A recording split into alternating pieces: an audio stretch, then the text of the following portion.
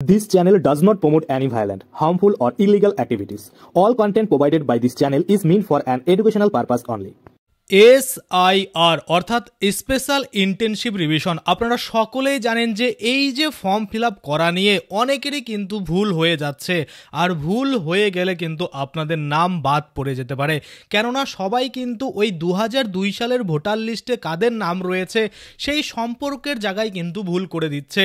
অর্থাৎ বাবার ডিটেলস দেবে নাকি মায়ের ডিটেলস দেবে নাকি নিজের ডিটেলস দেবে বুঝতে পারছে না, বা ওই যে রিলেটিভ নেম আর রিলেটিভ রিলেশনশিপ সেই জায়গায় কিন্তু ভুলটা হচ্ছে।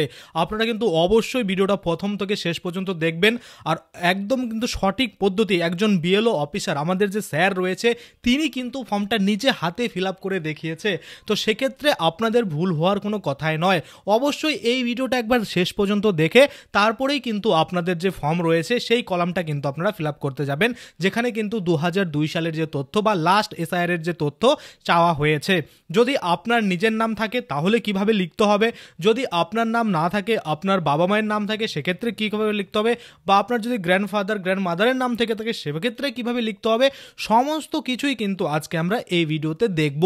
সাথে সাথে এটাও দেখব যদি কারো নাম নাই থাকে, ধরুন আপনার 2002 সালের ভোটার লিস্টে আপনারও নাম নেই, আপনার বাবা মায়েরও নাম নেই, তো সেক্ষেত্রে কিভাবে কি আপনাদের করতে হবে সমস্ত কিছুই কিন্তু A to Z আজকে আমরা এই ভিডিওর মাধ্যমে দেখে নেব। তাই অবশ্যই ভিডিওটা প্রথম থেকে শেষ পর্যন্ত দেখে এবং কিভাবে বলছে বিএলও অফিসার আপনাদের একদম ফর্ম ফিল আপটা করে দেখাবে, আপনারা অবশ্যই সেইভাবে করবেন, তাহলে কিন্তু আপনাদের কোনো রকম ভুল হবে না। আর 2025 সালের এই যে এসআইআর ভেরিফিকেশন চলছে, যেটা কিন্তু 26 সালের 7ই ফেব্রুয়ারি আমরা নতুন ভোটার লিস্ট পাবো, সেটাতে কিন্তু আপনাদের নাম অবশ্যই থাকবে। তো চলুন ফাটাক্সে দেখে নেওয়া যাক যে কিভাবে আপনাদের সঠিক পদ্ধতিতে এই যে এনুমারেশন ফর্ম রয়েছে বা ভোটার ভেরিফিকেশন ফর্ম রয়েছে সেটা আমরা ফিল আপ করতে পারি। তো চলুন বেশি দেরি না করে ভিডিওটা শুরু করা যাক। তার জন্য আজকে যেটা আপনাদের কাছে নিয়ে আসছি, প্রথমে আমার ফর্মটা ফিল আপ করবো। এটা একদম আমার অরিজিনাল ফর্ম। আমি নিজে যেহেতু বিএলও একটা ফর্ম নিয়ে নিয়েছি আমার এটা, বিএলও যেহেতু আমি নিজেই, কাজে রিসিভের ব্যাপার নাই কিছু, তার জন্য এই ফর্মটা আমি আপনাদের ফিল আপ করে দেখাবো। একে একে ভালো করে দেখুন। এই যে আত্মীয়র নাম যেটা আছে বা আত্মীয়র সম্পর্ক, এখানে বহুত ঝামেলা করছে, আজকে ক্লিয়ার হয়ে যাবে সব। দুটো তথ্য আমি আপনাদের বলেছিলাম যে যার যার ম্যাপিং হয়ে যাবে বা লিঙ্কেজ মিলে যাবে তাদের কোনো ডকুমেন্ট লাগবে না। 2 নম্বর হচ্ছে যারা বিদেশে আছে বাইরে এদিক ওদিক, তার ফর্মটা তার বাবা মা জমা দিতে পারবে সিগনেচার করে। এটা দুটো সুখবর ছিল। একটু ভালো করে শুনি। এখানে যেটা আমার ফর্মটা দেখাচ্ছি, আমার নাম যেটা আছে এখানে দেখতে পাচ্ছেন নাম, এখানে আছে সাবির আলী। আমি বলছিলাম আমার নামটা কিছু ভুল আছে, তো বললাম একটা অক্ষর ভুল আছে, ভুল সবারই থাকবে, কাজে ভুল নিয়ে টেনশন নাই। তাহলে প্রথমে লেখা আছে জন্ম তারিখ, আমরা চলে যাব জন্ম তারিখে। জন্ম তারিখ বলছিলাম প্রথমে হবে দিন, আমার 8 জানুয়ারি 1984, একদম হয়ে গেল জন্ম তারিখ। আধার কার্ড যেটা আছে, আধার কার্ড নাম্বার, যেহেতু এটা কনফিডেন্সিয়াল তার জন্য আপাতত আমি আপনাদের জন্য বলছি একটা নাম্বার দিলাম।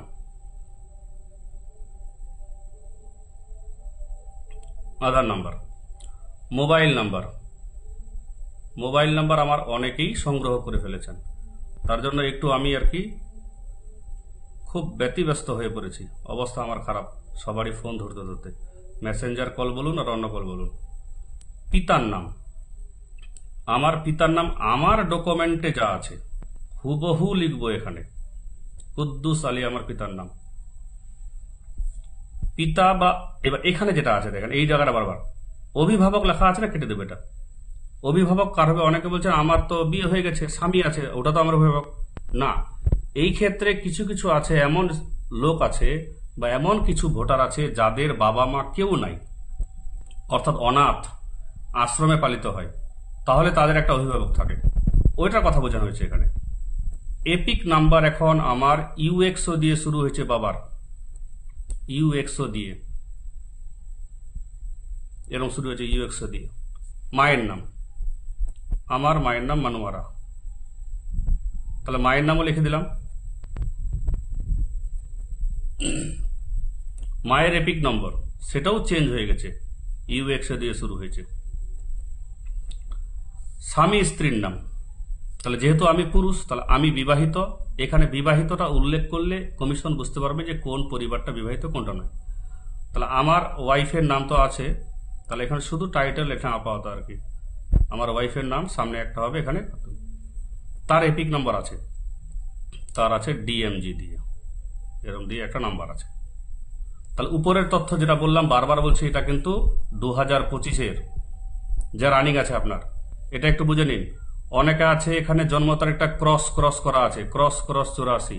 আপনি আপনার আধার কার্ড দেখবেন, যেটা আছে ওটা হুবহু লিখবেন। অনেকের এখানে লেখা আছে 1995 সালে এত বয়স, তাহলে আপনার যেটা ডকুমেন্ট সেটা দেখে লিখবেন।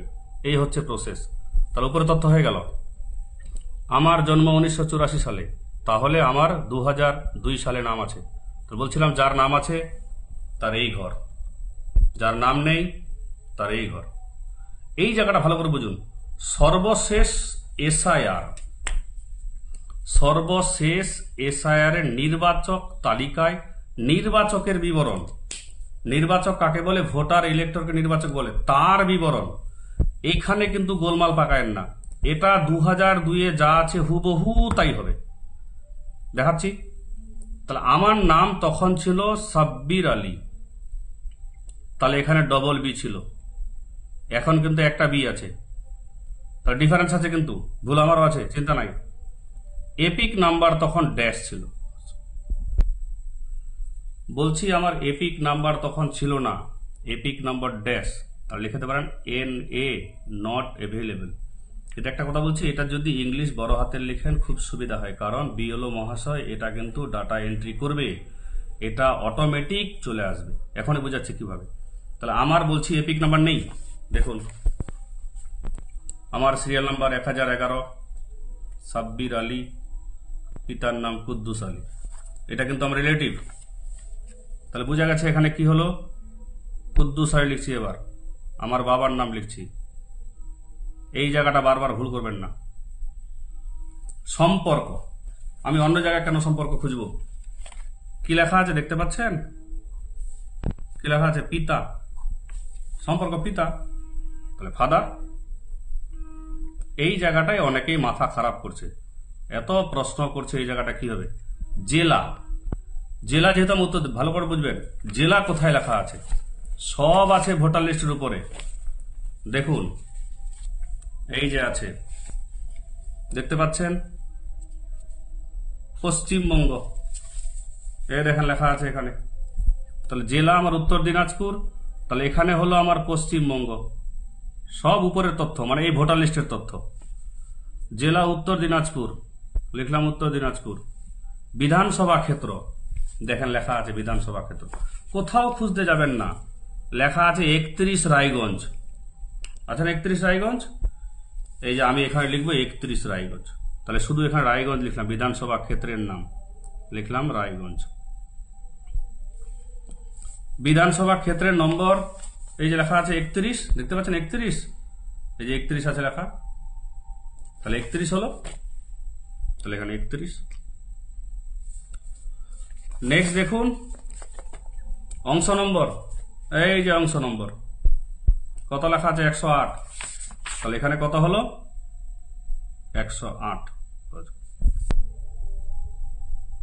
দেখুন ক্রমিক নম্বর, তাহলে কোথায় পেলাম ক্রমিক নম্বর? এই যে লেখা আছে 1011 আমার, তাহলে লিখলাম 1011।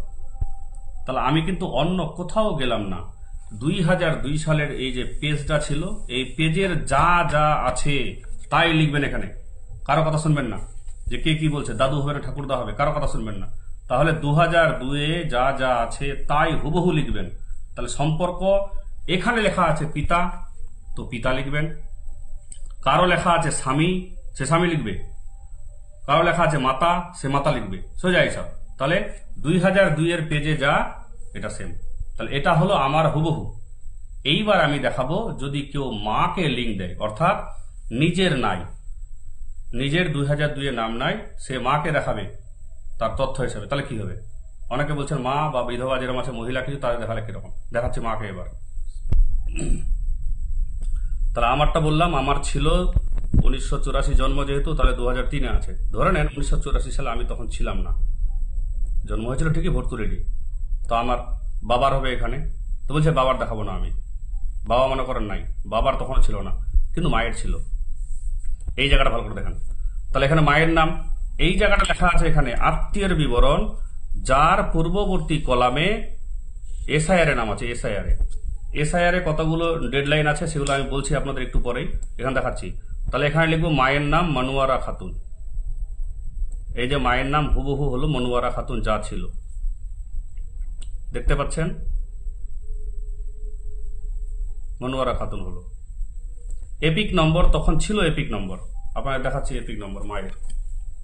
এই দেখেন এখানে মনোয়ারা খাতুন এপিক নম্বর লাস্টে এটা 321,487। তাহলে এপিক নম্বর আছে, WB দিলাম, দিয়ে গোটাটা 321 লাস্টে এটা হলো। আত্মীয়ের নাম, তাহলে আত্মীয় বলতে মায়ের ওই লিস্টে কি নাম ছিল পাশে, দেখেন পাশে লেখা আছে এখানে কুদ্দুস আলী, এটা আমার বাবা, তাহলে এখানে হলো কুদ্দুস আলী। এইবার এই জায়গা নিয়ে গন্ডগোল লাগছে, গোটা পশ্চিমবঙ্গে গন্ডগোল চলছে এই জায়গা নিয়ে, যে কি এখানে কি হবে, দাদু হবে না, মা হবে না, বাবা হবে। আমি আবারও বলছি, এটা তথ্য গোটা 2002-এর। দেখুন, দেখতে পাচ্ছেন এখানে কি লেখা আছে, এই লেখা আছে দেখেন স্বামী, তাহলে সম্পর্ক কি, স্বামী, এই যে লেখা আছে সম্পর্ক, এ তো লেখা আছে এখানে সম্পর্ক, তাহলে এখানে কি হবে হাজব্যান্ড। তো কাজে ওই যে গ্র্যান্ডফাদার, গ্র্যান্ডমাদার, মাদার, ফাদার করে মাথা খারাপ করবেন না, তাহলে হাজব্যান্ড হলো। জেলা তো আমার উত্তর দিনাজপুর, রাজ্যের নাম পশ্চিমবঙ্গ, তাহলে ওয়েস্ট বেঙ্গল। এটা বলছি, বারবার বলছি যে এই যে তথ্যগুলো লিখছি এগুলো অটোমেটিক চলে আসবে সব।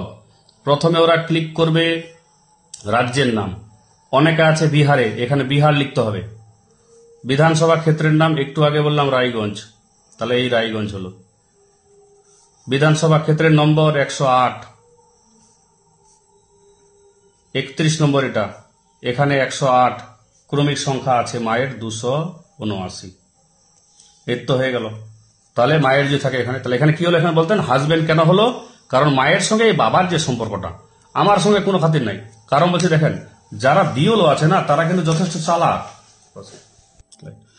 বিওলো কিন্তু যথেষ্ট চালাক, বুঝলেন। সে কার সঙ্গে লিঙ্ক করছে দেখেন, এখানে লেখা আছে না মায়ের নাম, এই যে মনোয়ারা খাতুন, এ তো মনোয়ারা খাতুন, তাহলে বিওলো দেখে বুঝে নেবে যে মা মায়ের সঙ্গে লিঙ্ক করেছে। এখানে বাবা লিখলে বাবার সঙ্গে লিঙ্ক করেছে, বাবা আছে এখানে, এখানে বাবা দিব, বাবার সঙ্গে লিঙ্ক করেছে, এর তো ব্যাপারটা। এইবার যদি আপনি ঠাকুরদাকে দেন, আমার কাছে তথ্য আছে মা, বাবা, ঠাকুরদা, ঠাকুরমা, আমার কাছে অন্য তথ্য নেক্সট নাই, আর এই কটাই তথ্য আছে। কমিশন যখন বলবে তখন যাদের যাদের লিঙ্কগুলো মিলছে না মা বাবা বা ঠাকুরদা ঠাকুমার সঙ্গে, যদি কাকা হয় জ্যাঠা হয়, তারা একটু ওয়েট করুন, তারা 10 তারিখটা ক্রস করতে দিন, অনলাইনটা আসুক, অনলাইনে কি হয় তখন ক্লিয়ার বোঝা যাবে। তো কাজেই অন্য সম্পর্ক হলে, যে কাকা আছে, জেঠু আছে, ভাই আছে, দাদা আছে, একটু ওয়েট করুন, কারণ এই লেখা আছে এখানে আত্মীয়ের বিবরণ। আত্মীয় বলতে রিলেটিভ, ব্লাড সম্পর্ক, কিন্তু আমাদের এখন ক্লিয়ার ধারণা দেয়নি এখনো যে কে, এক একটা ব্লকে এক রকম বলে দিছে। তো কাজেই এখানে এটা হয়ে গেল, তাহলে মায়ের সঙ্গে মায়ের সম্পর্ক হয়ে গেল এখানে। এবার কিছু কিছু ক্ষেত্রে বলছে যে বিবাহিত মহিলা কিছু আছে, ডিভোর্স হোক না, তার তো বাবা আছে, তার তো মা আছে, সে স্বামীর নামটা দিবে না, স্বামীর নাম দিবে না সে। তাহলে ডিভোর্স যদি হয় তার স্বামীর নাম দেওয়ার দরকার নাই এখানে, ডিভোর্স তো হয়ে গেছে। আর নিচে ও বাবা মা যে কারোর সঙ্গে লিঙ্ক করতে পারে।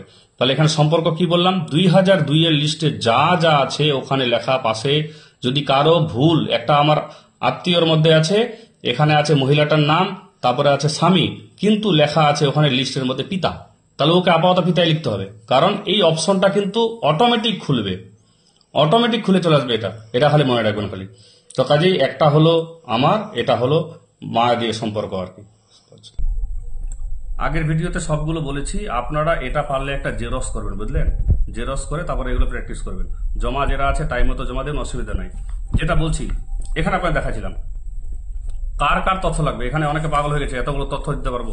দেখেন অনেকে আছে বিহার নিয়ে গন্ডগোল আছে, অনেকে বিহার নিয়ে বলছে যে ডেটটা কি হবে, লেখা আছে না 1/7/2025, এটা না, এটা কার, যার যার লিঙ্ক মিলবে না, যার যার লেখা আছে এখানে, যার যার এসআইআর এর মধ্যে লিঙ্ক মিলছে না, ডেটাবেস মিলছে না, তাদের জন্য ইআরও তাদের নোটিশ পাঠাবে। যার যার মিলে গেল ডেটাবেস, তার নোটিশ পাওয়ার কোনো প্রশ্নই আসে না, খুব ভুল থাকলে দিতে পারে। তো যার যার ডেটাবেস মিলবে না তারা নোটিশ হিয়ারিং পাবেন, তাদের যদি এই পজিশনটা থাকে যে না ইদানিং তার বাপ কাকার নাম ইদানিং এসআইআর আছে এই বিহারে, তাদের জন্য এটা কাজে এটা ভুলে যান। এবার বলছি এসআইআর ভালো করে দেখেন, এখানে লাস্ট এসআইআর যেটা আছে আমাদের এখানে ওই যে তথ্য লিখতে হচ্ছে এসআইআর যদি বিহার হয়, বিহারে আজকে নোটিফিকেশন বেরোলো, বিহারে বলছে যেটা শুনছিলাম সবাই যে বিহারের 2003, আসামের 2002, উত্তরপ্রদেশের 2003, যদি ঝাড়খণ্ড হয় 2003, দিল্লি হলে 2002, আর যদি পাঞ্জাব হয় 2003। তো কাজে 2025 ভুলে যান, বিহারে 2003-এর তথ্যগুলো নিয়ে আসবে যারা যারা আছে অন্য জায়গায় মায়ের বাড়ি বাবা বাড়ি বিহারে, তারা নিয়ে আসবে। এখানে যেটা অনেকে বলছে, লাস্ট বলছি এটা ঠাকুরদা, যদি ঠাকুরদার সঙ্গে দেয় তো এখানে ছোট্ট করে এখানে ব্র্যাকেটে লিখে দেবেন ঠাকুরদা, এই জায়গায় ঠাকুরদা লিখে দেবেন ব্র্যাকেটে ছোট্ট করে, এই জায়গায় ঠাকুরদা লিখে দেবেন। কেন? কারণ এখানে ঠাকুরদার এখানে কিন্তু একটাও নাম হলো না, শুধু এটা নাম হলো, তার জন্য যেহেতু ঠাকুরদার একটাও নাম নয় তাহলে বুঝবে যে এটাও ঠাকুরদা, তাই এটাকে খেয়াল থাকে। ঠাকুরদা যদি কেউ দেয় বা ঠাকুমা কেউ দেয় তাহলে এখানে ছোট্ট করে ব্র্যাকেট লিখে দেবেন ঠাকুরদা। তাহলে এটা কিন্তু আশা করি ক্লিয়ার হয়ে গেল। এটা 2002 সালের লিস্টে যা যা আছে তাই তথ্য অনুযায়ী লিখবেন যা আছে এখানে। তো কাজেই অনেকে বলছে এর সঙ্গে এর কি সম্পর্ক, এর সঙ্গে এর কি সম্পর্ক, জানেন না, লেখাই আছে এটা আত্মীয়ের বিবরণ, মানে আত্মীয়ের বিবরণ, সোজা হিসাব, আপনার বিবরণ না, আপনার আত্মীয়টার বিবরণ, এটা নিজের বিবরণ, নিজের বিবরণ। তাহলে এই হচ্ছে সিস্টেম, কাজে এই ভুলটা করবেন না। আর যারা করেছেন তারা একটু এডিট করে নেবেন আর একটু দেখবেন, আপনাদের বিওলের কাছে জমা দেবেন এগুলো, আর তথ্যগুলো ঠিকঠাক মতো করবেন। আর মূল কপি যেটা আছে চিন্তার কোনো কারণ নাই, যদি ছিঁড়েও যায় এটা এক প্রকার জেরক্স দিলেও চলবে, অসুবিধার কারণ নাই, কারণ এটাও তো একটা প্রিন্ট, এখানে তো আর এক্সট্রা লোগো মার্ক দেওয়া নাই। ধন্যবাদ সবাইকে।